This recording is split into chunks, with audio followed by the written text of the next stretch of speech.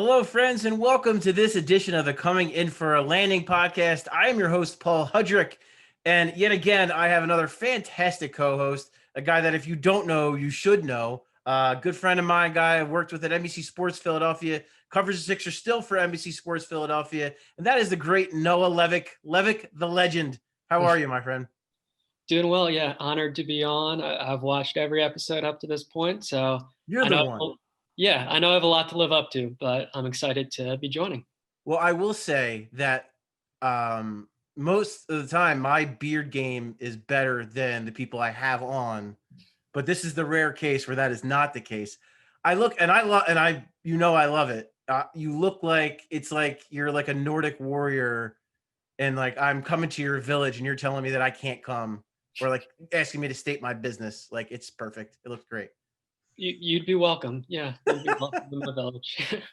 It looks great. But it's really good to see you. Obviously, we were used to seeing each other just about every day. My girlfriend used to joke that I saw you more than I saw her. And we talked all the time. We still talk all the time, still talk Sixers, talking every day about availabilities. We're going to get into a bunch of stuff. Danny Green spoke for the first time today as a Philadelphia 76er. We're going to talk some of Doc Rivers' comments about Ben Simmons and Joel Embiid, how he sees things, the Shake Milton hype train, which looks unstoppable at the moment. And lastly, we're going to cover some of the James Harden stuff that's out there. The latest report saying that he would theoretically accept a trade to the Sixers. We'll get into all that in a bit, but we're going to start with Danny Green. Talked today for the first time, finally got in the building. Doc Rivers raved about him, said he looked great, said he looked outstanding, was shooting the ball very well. Danny is fun. He's a fun guy. He's, definitely free flowing when he talks. I had a lot of colorful things to say. What stood out to you most from hearing Danny today? Yeah, really the response to your question when he said he thinks he can have a bigger off-court impact than on-court impact, which is, I think, a pretty notable thing for a projected starter of a team to say. And he said he listed a bunch of ways that can be the case, both in terms of like nuances of the game, like coming off screens, pick and roll defense. And then it also sounds like there are other areas such as the much discussed accountability and maturity and some of those intangibles. So that's what stood out to me. And it sounded like he made a very quick adjustment, after a really weird period where we were all in this awkward limbo of just waiting for the trade to be official because he couldn't initially be aggregated, as part of a trade. But now he's finally a Sixer, and he sounds really ambitious about the things he thinks he can accomplish, outside of 3-and-D. Yeah.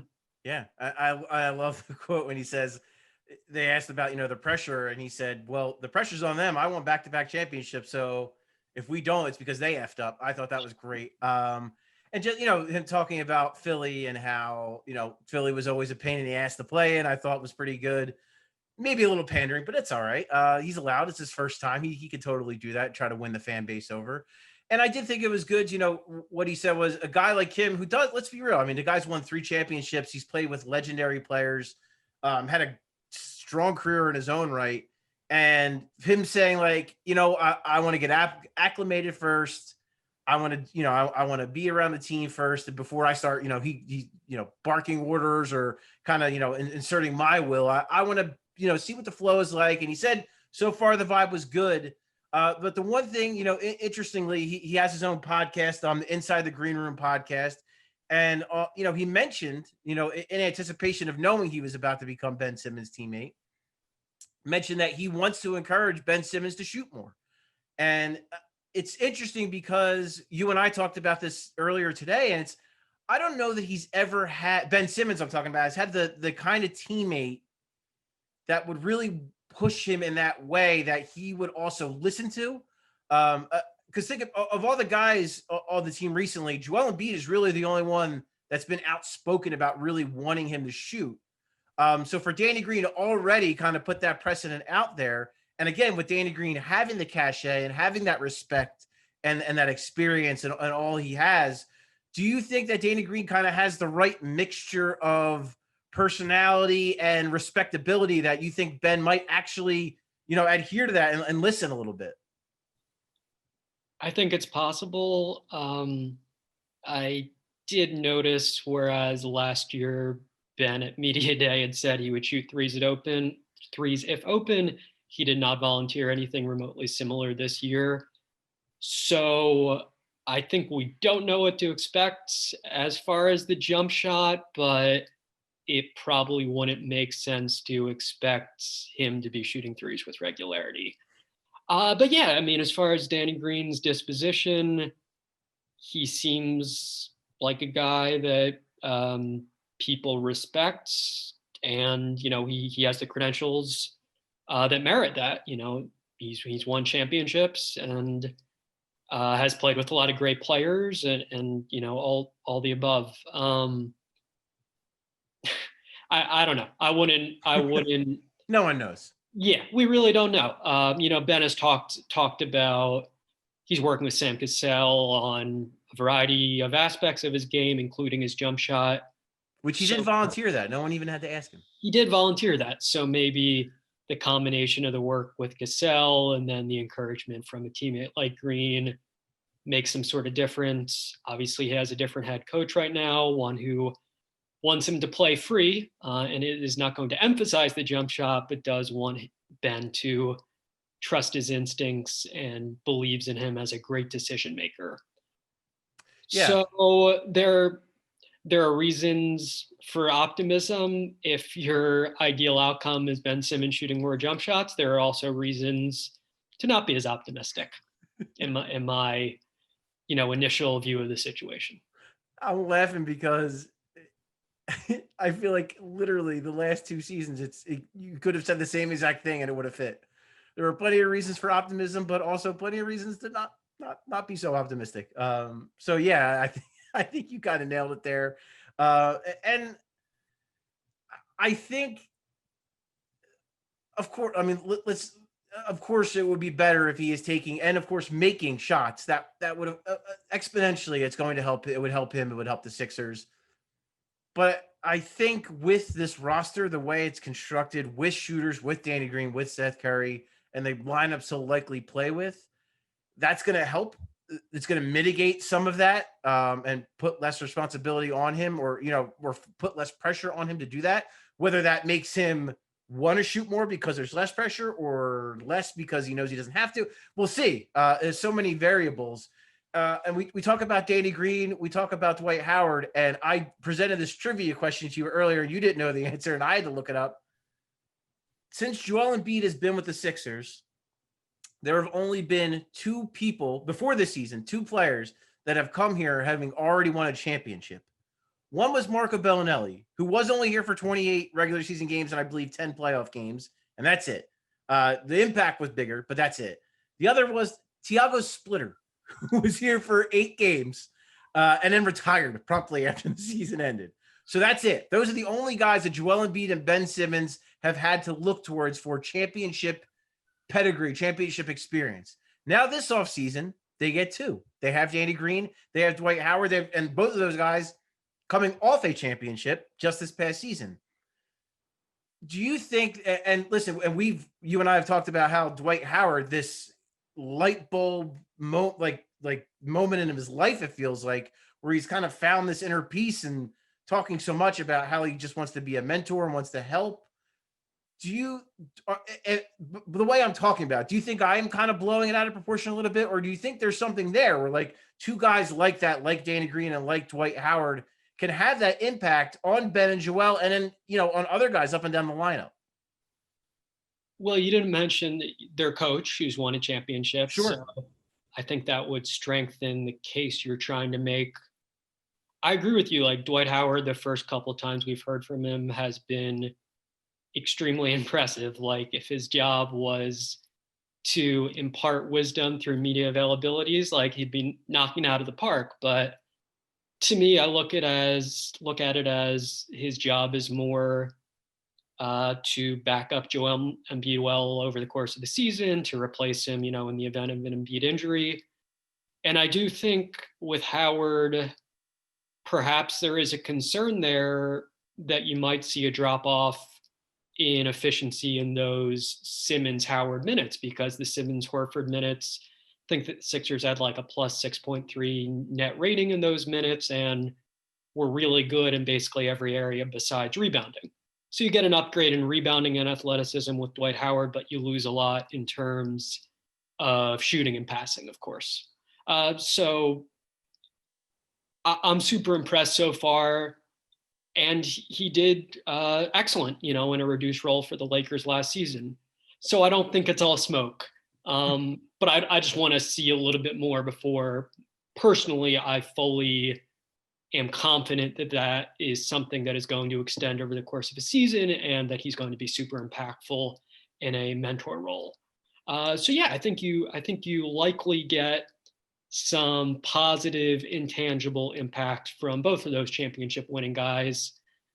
I just like to see a little more before I'm really convinced that they're massive impacts, or just to get a gauge on what it's going to look like, when they face adversity, and how these guys are going to have an influence in certain times, because they're doing really well. But the Sixers haven't lost a game yet. So right. And listen, we were saying a lot of these same things about Al Horford, right? I mean, supposedly that was part of the reason, Jimmy Butler was no longer a Sixer, and Al Horford was supposed to come in and partly calm the locker room down and be a mentor for Joel Embiid. And that was the idea there. And it just never quite came to fruition. I mean, Joel Embiid and Al Horford seemed like they had a good relationship. It seemed like Al Horford was there when Joel Embiid needed him.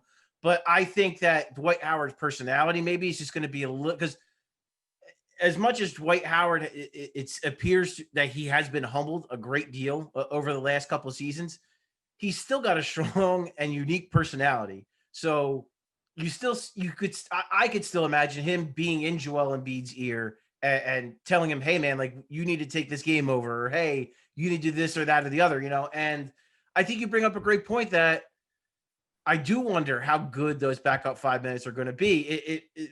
When you factor in Ben Simmons on the floor as well. I think it just on its own, yeah, Dwight Howard as a backup center, very appealing. As you mentioned, more athleticism, more rebounding. And I would say Al Horford was a good defender, but as far as rim protection goes, he wasn't necessarily a prolific rim protector. Dwight Howard does do a better job of that. So you're getting some of that. You're getting, if you want to run some pick and rolls and you want to throw some lobs up to the rim, kind of like that Norvell Pell role, but better defensively, you would think, because of Howard's experience and all that.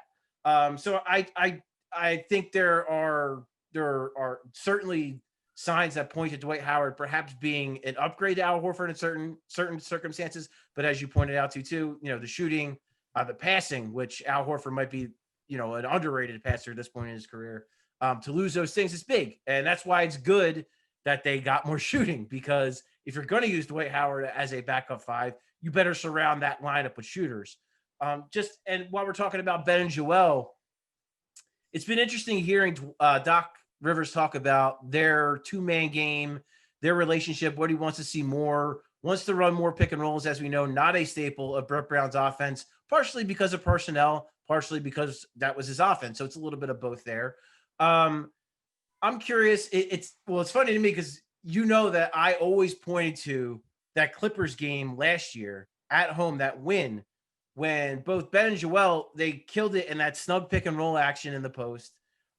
Both were over 25 points that night. Ben had a triple double and guarded Kawhi all night. Joel had played a little bit of less minutes. I think he was just coming back from the hand at that point, so he was still kind of feeling his way back. But still balanced offensively, with both of them getting their touches, both of them scoring points, and both of them impacting a win. I'm curious, do you think that that's when Doc Rivers talks about pick and roll in the 2-man game? Is that what you think it looks like? Or do you think maybe it's more of a traditional pick and roll that starts, at the beginning of the offense? Or do you think it's more of that snug action? I think we see some snug. I think we probably see some Spain pick and roll now that they have shooters. Right. You can Danny Green, shooting up to the top, Seth Curry shooting up to the top. Maybe there are one or two other variations in there where maybe there's an initial stagger screen or pin down action that flows into like a second side pick and roll or something like that. And he said today basically every single player on the team has already been involved in pick and rolls. And I guess that's by design that he wants to see a huge increase there.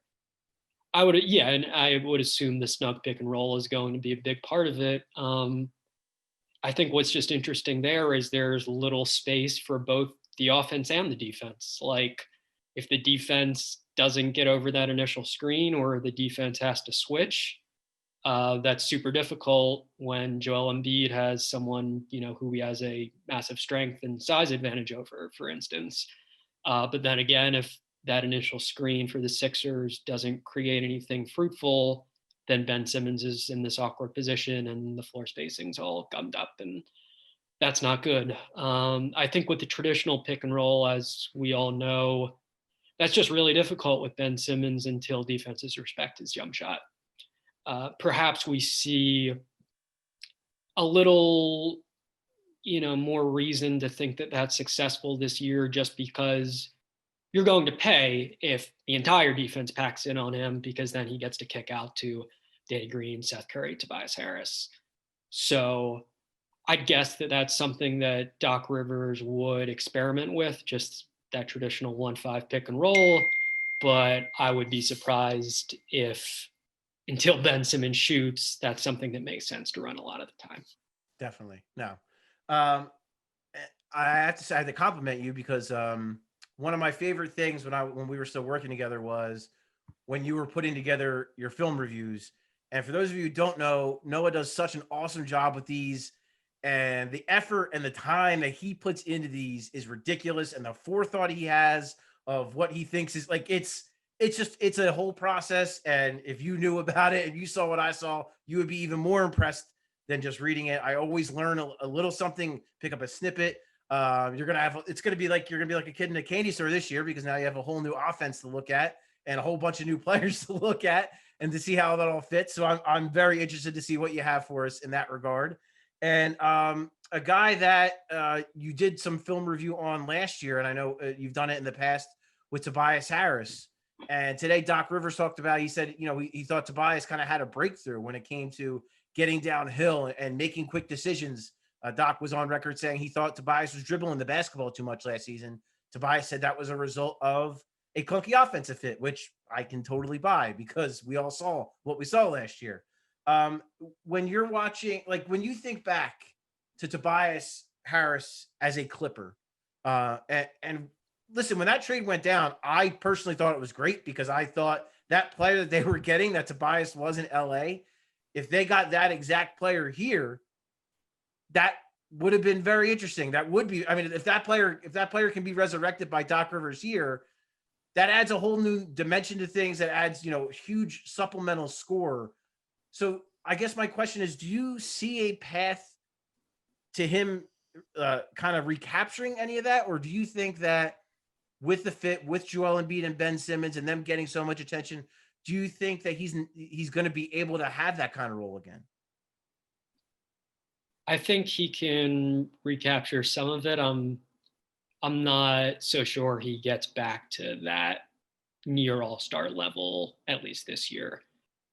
When I was looking into this, something I thought was really telling was just that his free throw rate was much better in Los Angeles, specifically on his drives, and he was, producing a lot of free throw attempts and, a lot of efficient offense out of pick and roll offense. So I think that is something that can carry over to some extent. Where I question how much it can carry over is just role. So as Tobias mentioned, like he was in that 3-4 role there where Doc Rivers was doing a great job of getting him on fours who he was quicker than or threes that he was bigger than. And maybe he can do that here to some extent, but it would seem to me like his best position for the Sixers is usually going to be the 4. That's usually going to be where he has the advantage. So maybe he doesn't have quite as much success this year posting up smaller threes, but the emphasis is more on just being in the pick and roll and making those quick decisions against the force. So I think we see a little bit of improvement. I have to believe that he gets more open and wide open jump shots, and that just the law of averages suggests that eventually he's going to start making a few more of those. So I think we see a more efficient player. I think as long as everything is going okay with the rest of the team, we probably see a more confident player. Just because of that, I think that's where maybe you see the relationship benefits more, even outside of anything X's and O's, because it's not like anything we're saying here is, baffling to Brett Brown. Like, I think a lot of it probably has to do just with that personal relationship. And maybe we do see a little bit more of that confidence return. So I think we see most likely marginal improvements from him this year. I think the two biggest things you hit on for me were the free throws is a great point because he's talked about that. He talked about that all last year, that he had trouble drawing fouls and he almost seemed like he was at a loss. Like he didn't know why he didn't, for financial reasons, he didn't blame the refs, but he kind of, I guess, thought that he maybe was getting fouled and wasn't getting calls. So I thought that, that's an excellent point by you. And I think that is, again, going back to Doc Rivers talking about him getting downhill, that's probably a part of it too, is when you're not making quick decisions and you're not being aggressive and maybe you're like a little hesitant or whatever, you're not going to get the benefit of the doubt from officials. So I think that's a part of it. And the other word, efficiency, I think that's the biggest thing. I think when you're playing, and what appealed to me when that trade went down, when you're playing with Ben Simmons and Joel Embiid, you need to be efficient, right? Because you're not going to get the touches that you would have in LA. He was the guy. Him and Gallinari were basically the guys when he was with the Clippers. Obviously, some other guys sprinkled in, but they were the two main cogs that kind of made their offense go. When you come to Philadelphia, that's not going to be the case. So efficiency, I think, is big. He was on pace for a 50-40-90 season when he was with the Clippers, and then kind of just fell off, whether it was fit, whether it was the way he was used, whatever, whether it was just confidence. Maybe maybe it is, to your point, maybe he just needs to be, maybe Doc Rivers coming back just changes the psyche and changes the mentality, and he's more confident, and that leads to him hitting more shots. That seems entirely possible as well. So we talked about Ben and Joel. We've talked about Tobias Harris, but I don't think there is a guy that Doc Rivers has talked about more than Shake Milton so far. The Shake Milton hype train is an unstoppable force right now. It is crazy. And it's not just Doc Rivers. It's, Dwight Howard, who got his name wrong, but knew the player he was referring to. Other guys have all talked about Shake Milton, how good he's looked. He's added weight, which should hopefully help him defensively and maybe, a little bit at the rim. The shots there, it's been there. We've known that's the one thing he definitely has. We've always been Shake guys, you and I. I find that there's a correlation that the people that I know that felt the same way about Shake Milton, those are the people I tend to like more than others. Just a weird correlation, just a funny thing. But what are you looking for out of Shake as far as, he has added the weight, which will, again, hopefully help him defensively. We know the shot is there, but what do you want to see going forward? Like what is your ideal growth for Shake Milton in what appears to be the sixth man role? I think the big question is shot creation, given that, like with Ben Simmons, what Doc has really emphasized is freedom and this notion of him having a green light, something that he's never had before. To be fair to Shake, it's not like he's ever been someone who's bashful to shoot, but I don't think we've yet seen him to be an elite level shot creator, and at least at this stage, it looks like that might be one of the biggest things the Sixers lack. So they sure need him to fill a large part of that responsibility. So I'm really curious to see what he does there. I think there are certainly encouraging signs. I think the added muscle is probably helpful there in terms of getting to the foul line. And I think, just as a tangent there with the free throw rate, losing Jimmy Butler really, really hurt there. And they haven't really added any guys who make up for that. Josh Richardson and Al Horford were not good at getting to the free throw line. There's a guy in Houston that's pretty good at it now. Yeah. I'm sure we'll touch on that later. But yeah, it's not like, Seth Curry or Danny Green are great either. So yeah, I mean, he's been compared to that Lou Williams, Jamal Crawford role. I think that those expectations are a bit lofty offensively in year one in that role. But yeah, I'm so really curious to see what he does just with shot creation. And with Shake, he's never someone who seems to stray too far from his comfort zone or seems to lack poise. So I'm pretty confident he can find the right balance there of increasing aggression while also maintaining control. I'm just wondering, does he have the skill level right now to create shots out of nothing? And we'll see.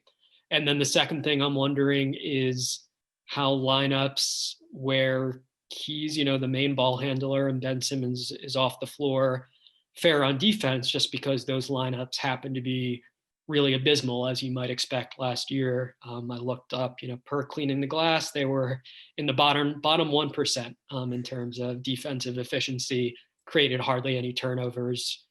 With Shake, you'd think he's someone who can have, you would think maybe a decent steal rate because of his wingspan and the fact that he's a smart guy who picks up on things quickly and studies film and has a really mature approach. But there are real strides they need him to make defensively. And, the added muscle you mentioned maybe is another small reason for optimism on that front. So yeah, a lot of excitement about Shake, a lot of questions about Shake. I'm really interested to see how it all pans out. Yeah. Yeah, and the experience he got last year is going to be invaluable when you're talking about, because I agree that he has the profile to become at least a decent NBA defender. When you look at his length, when you look at his basketball IQ, he does, it seems like he has the potential to be that. It might just be a matter of he got some experience last year, he got a taste, and now that was a learning experience, and now he's going to come back this year. Maybe that strength helps him there, and maybe also too. One thing I think he's like a little bit under. You hit the nail on the head with shot creation. It's not one of his strengths, but one thing I think he's a little bit underrated at is finishing. Especially, he can finish with both hands too, which is that's kind of an underrated skill in the NBA that not every guard can do that. I think the added weight can help him there too. I mean, that could make him an even better finisher because he already has the touch around the rim. So maybe getting that strength could help him put that at another level. So we talk about free throws. There's a fella, like I said, in Houston that draws an awful lot of those. And the reports are from Adrian Wojnarowski that so James Harden, I guess the idea is just he would be willing to accept a trade to the Sixers. That's the report. No firm talks between the Sixers and the Rockets. So, nothing there. What we know from the reports is that Houston is seeking a franchise, quote unquote, young franchise cornerstone, and then a bevy of draft picks, which if you're looking at the Philadelphia 76ers, that means Ben Simmons and a bunch of draft picks, right?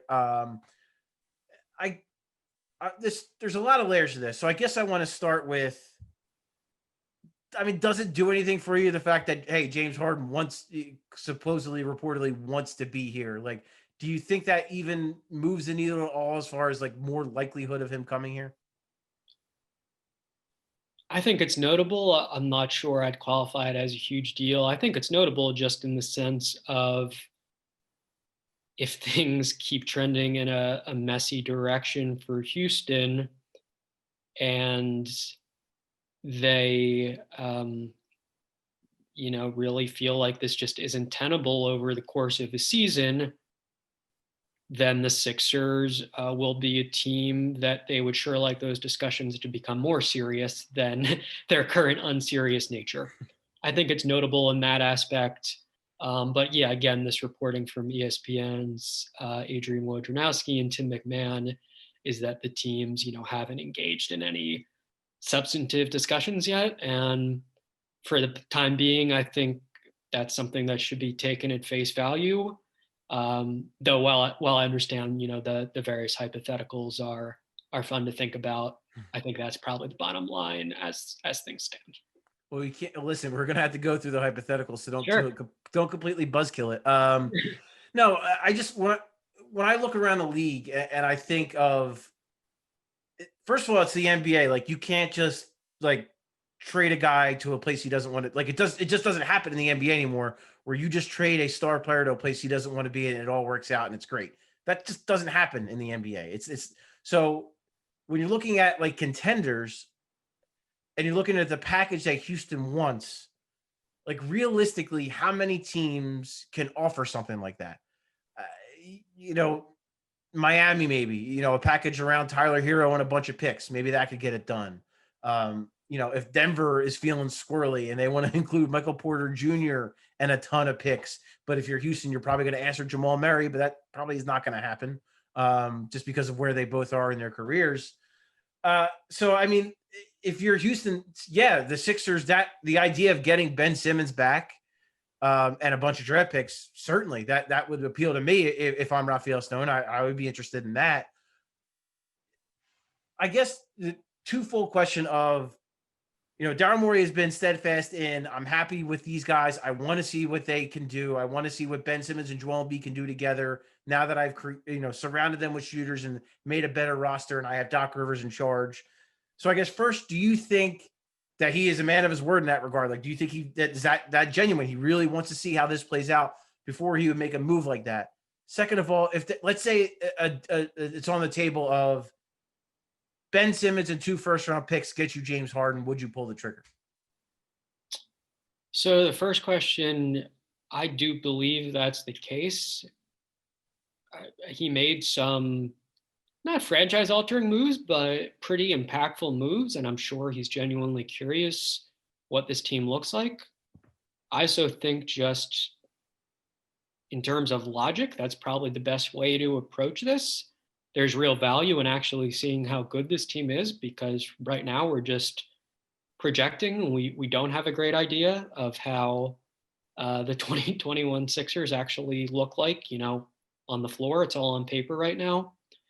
And I think also that, the more you see the Sixers play and the further along the season it gets, the more desperate Houston theoretically becomes, and maybe that price gets a little bit lower. And so I think there are a lot of compelling reasons to, not feel any pressure on the Sixers end to be accelerating things at this stage. Yeah, so I would almost, I don't want to cop out, but I would say the answer to your second question is probably dependent on what we see in the first part, what we see the Ben Simmons, Joel Embiid, and revamped shooting Sixers actually look like. I think if that team doesn't look great, there's certainly a lot of good arguments for yes, pulling the trigger on the hypothetical trade you just proposed. I think in general, like any trade that nets you one of the best scorers in NBA history, I probably lean more toward that being a deal to accept, or at a minimum, very strongly consider. But I do think the first layer of that question is pretty important. Just the unknown here from the Sixers' perspective. The more it becomes known, I think the better you're able to assess whether various trade possibilities are actually worth jumping on. But yeah, I mean, my gut feel at this stage is that Daryl Morey is a pretty genuine guy who's been, from what I think, pretty honest so far in his discussions with us about how he wants to build his team. And I think he genuinely believes in the 2 stars of that team. That doesn't completely eliminate the possibility that he trades one of them, but I think he has a really, really high valuation of these 2 stars. And we've even heard him cite like Sam Hinkie, this notion of like that's basically what you aim for as an NBA GM, is to have the 2 process is for. Was to get to the process. It's what the process was for. And not that I would cite this in isolation as a reason not to pursue Harden, but the fact of the matter is he's 7 years younger than Ben Simmons. He's 7 years older, rather, 5 years older than Joel Embiid. He has less time remaining on his deal. Like, these are all relevant factors. Has not worked out with 2 other all-star players. Sure. Yeah. So I'm sure these are all factors that Daryl Morey is very keenly aware of. Oh yeah. And I think I'm trying, and like in my head, I'm trying to wrap my brain, because I think to an extent they have an advantage because Daryl Morey would know James Harden's mindset better than the average GM you would think around the league, and would know, all right, if I put him and Joel together, it's going to be a disaster. Or if I put him and Joel together, I think James will really, really latch onto this and will really like playing for Doc, and this will be great.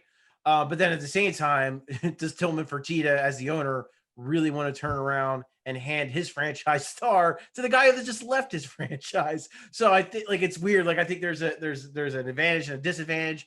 What you touched on, I mean, I do agree that I'm taking Daryl Morey for his word. And on top of a lot of great points you mentioned of let's see what it looks like, and it's fair. When Daryl Morey hasn't had a chance to see what it looks like with this roster, with Ben Simmons and Joel Embiid, and with Doc Rivers as his head coach. So let's see what it looks like first before we go jumping into the trades. And they don't, it's because of the situation, because of the way it is. And like I mentioned with the other teams, maybe not having, how many teams have that package that they desire. They don't have to jump at it. They don't have to jump out and say, yeah, we'll give you Ben Simmons and 2 firsts, because can any team match that? And I don't know that any team, like again, maybe theoretically Miami it can, but are Tyler Hero and Ben Simmons on the same level? I don't know. I mean, Ben Simmons is a borderline defensive player of the year. I love Tyler Hero, but it was just the rookie season. He is still 20 years old. So some of that's still got to play out. Michael Porter Jr. has his flaws, even though he's a really talented guy in Denver. So, the Sixers, I would say, probably have the most attractive offer. Even look at like the Nets. The Nets don't really have a guy that they could offer along with picks that to me, at least, the younger guys. They have ready-made players now, with a Karis LeVert or a Spencer Dinwiddie, but they don't have like a young, cheap, controllable player. So that I think is a big factor as well. So I think we're going to leave it at that, because I think the James Harden stuff is, we're going to be talking about it basically until he gets traded, or until, I don't know, the Sixers start the season 10-0 and they don't want to screw up the chemistry or whatever conversation. Hopefully we're having that conversation for everyone's sanity and for Sixers fans' sakes.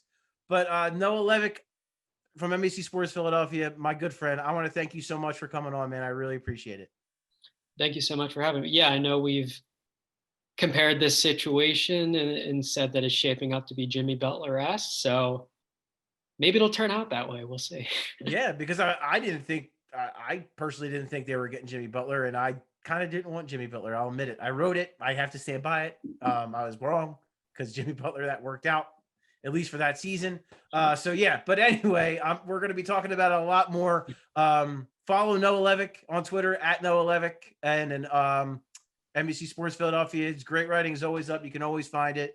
I want to thank all of you guys so much for tuning in for the Coming In for a Landing podcast. Please rate it. Please subscribe. Please download. Please comment. You can find me at Paul Hudrick on Twitter. If you have any questions, if there's any feedback or anything you want to give, please feel free. I am very responsive on Twitter generally. But thank you guys again so much for listening, and we will talk to you next time.